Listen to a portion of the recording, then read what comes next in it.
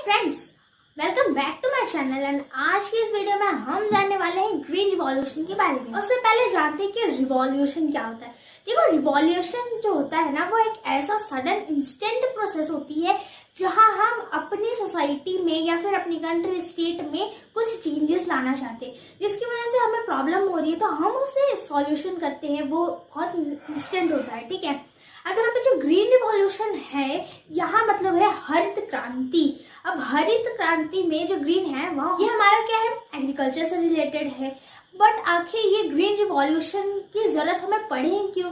अब हम तो सोचते हैं हमारे इंडिया में बहुत तरह के फूड क्रॉप्स है, बहुत सारी ग्रीन्स है और हमें तो इतनी ग्रीन की जरूरत है नहीं।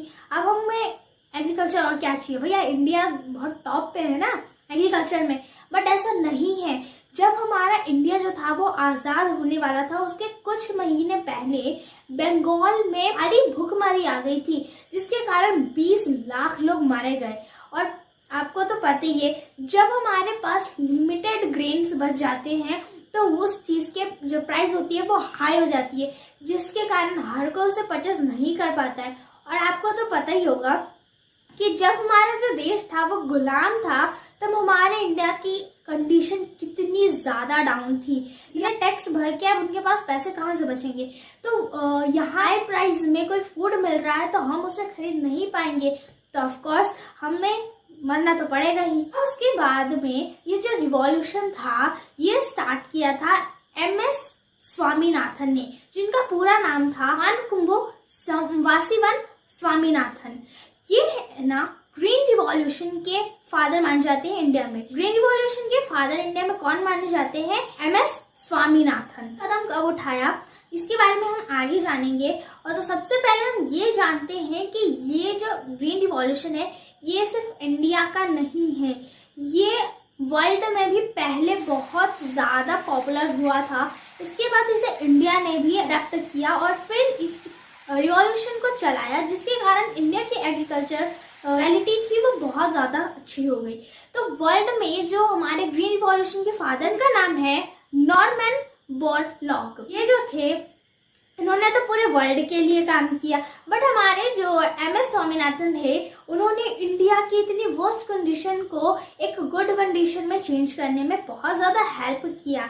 अब कैसे स्टार्ट हुआ ये ग्रीन रिवॉल्यूशन? आइए, इसका जो मेन पर्पस था वो इंडिया को एक एग्रीकल्चर में एक अच्छी पोजीशन देना, यानी ऐसी पोजीशन जहां हमारे इंडिया में कभी भी फूड ग्रेन्स की कमी ना हो और ऐसे भुखमरी से इतने सारे लोग ना मारे जाएं, ठीक है।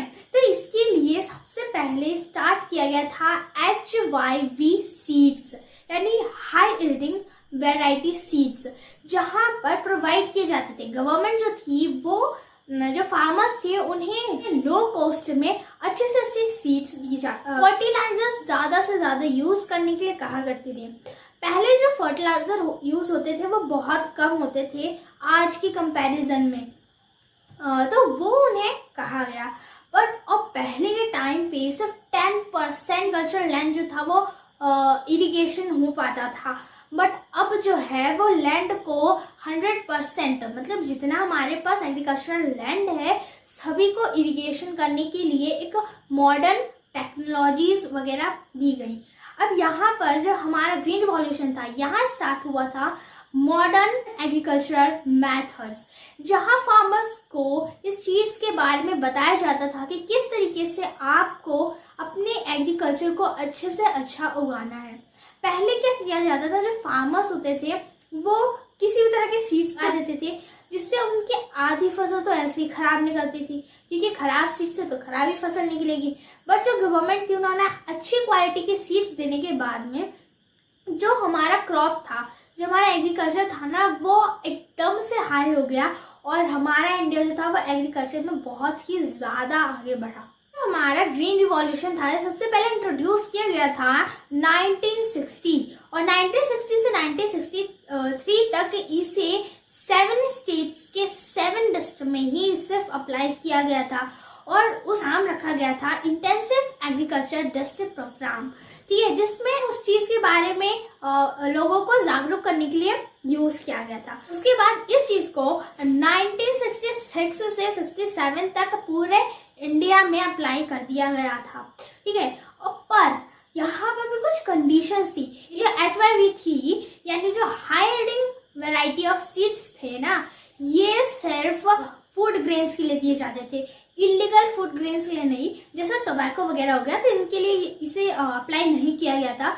ये चीज आप सिर्फ गेहूं, ज्वार, बाजरा, मक्का, चावल, सिर्फ इन चीज के लिए थी, क्योंकि यहाँ पे हमें हमारे कंट्री का जो ग्रेन प्रोडक्शन था उसे इंक्रीज करना था, ना कि इलीगल प्रोडक्ट्स का। उसके बाद जो ग्रीन रिवॉल्यूशन था, जब इसे चलाया गया ना, तो उसके बाद 1968 में जो इंडिया में जो व्हीट प्रोडक्शन था वो 170 टन मतलब 170 टन जो है वो इंक्रीज हो गया, जो कि उस समय एक रिकॉर्ड जैसा था। मतलब पूरे दुनिया में ना सबसे ज्यादा गेहूं प्रोड्यूस किया गया था।